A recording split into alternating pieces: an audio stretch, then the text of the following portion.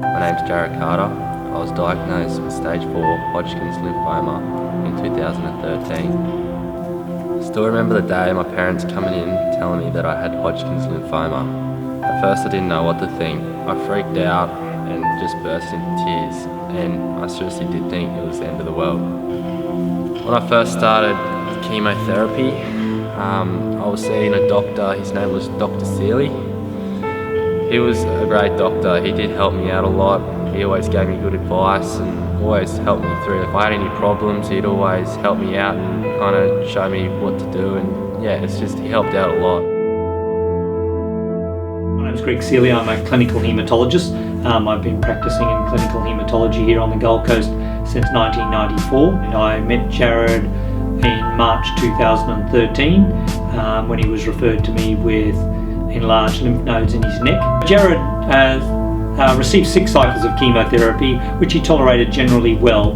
The major complication from my point of view during those 6 months or 6 cycles of chemotherapy was that he did have an asymptomatic drop in his lung function, which we checked on a monthly basis.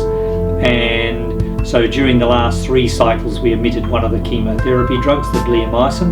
So he received 4 types of chemotherapy, or 4 different drugs with each of the first 3 cycles, and then 3 drugs with each of the last 3 cycles. It was funny, I still remember the day my first chemo I ended up having it in hospital. And it was funny, I was sitting there looking at my motorbike magazines and surfing magazines, and I still remember him looking over it.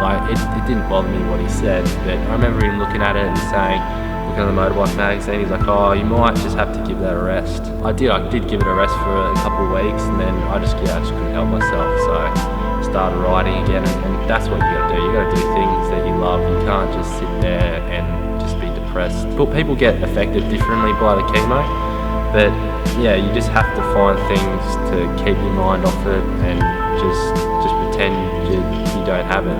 That's the best way to go about it. I'm Ina Rashena. I'm the mother of a 22-year-old daughter who's going through cancer treatment at the moment. We're family friends of Jarrad, and we know what he's been through.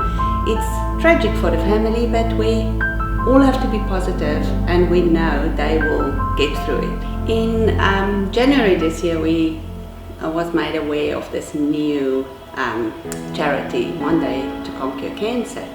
And we, as a couple of friends, decided we wanted to do something for a charity this year, and we decided to start a team.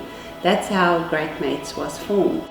Great Mates was quite a big group. We did a lot of fundraising and different events to raise the money that we did for the group. So we did quite well. I think we almost hit $50,000. My name's Gillian Nasato, and I'm the Nursing Director of Cancer Care Services here at Royal Brisbane and Women's Hospital. My role is to be responsible for the nursing workforce that manages the care of the patients that come here with cancer.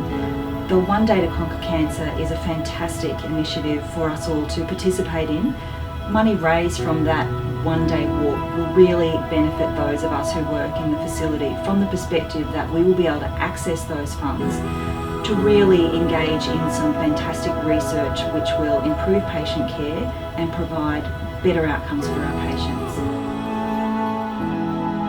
Just do things that you love doing. Don't stop doing them. Just go out and have fun, and just no one's going to judge you for losing your hair or anything like that. That was one of the things I freaked out about first, because I loved having my hair, and at first, yeah, that was one of the things that I didn't want to happen, was to lose all my hair. So it doesn't, after a bit of time, I got over it, and it just didn't bother me. You just kind of get on with it, and no one's going to judge you for having cancer. They're just going to be there to help you. So don't think, you're something different to everyone else, because you can go out and do everything else that they can do.